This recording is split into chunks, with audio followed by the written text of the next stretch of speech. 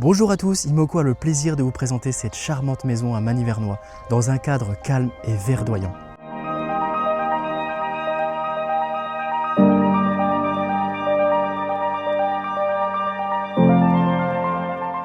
Sur ma droite, on retrouve la zone loisirs de la Reigne, donc parfait si on veut faire pétanque, tennis ou aller jouer au foot. Juste derrière moi, on retrouve le parcours Vita pour aller courir.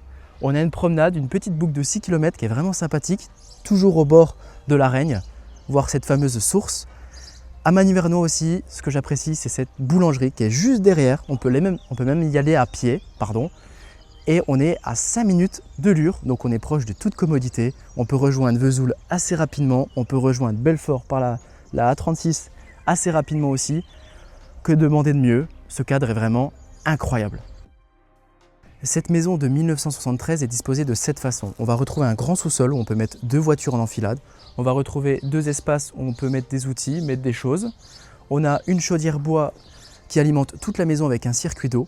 À l'étage, on va retrouver une grande cuisine spacieuse où on peut mettre une table avec 6 personnes, avec une vue sur le pont de Magny-Vernois, donc une vue vraiment incroyable. On va retrouver un grand salon avec un accès directement sur le balcon qui fait tout le tour de la maison. On va retrouver 3 grandes chambres qui sont spacieuses.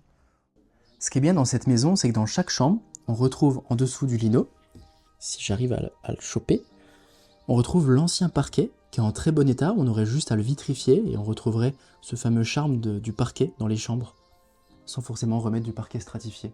On va avoir une salle d'eau juste à côté, ainsi qu'un toilette individuel. On a l'accès pour aller au sous-sol depuis l'étage. On a un jardin d'à peu près 5h30.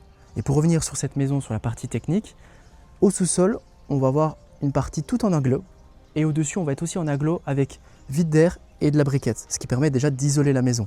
On peut encore améliorer l'isolation de la maison en ajoutant par exemple de la laine de verre ou la laine de roche directement depuis les combles, parce que ce qui est bien aussi avec cette maison, c'est qu'on va retrouver une dalle brique en bas au sous-sol, ce qui donne déjà une isolation par rapport à la dalle ourdie.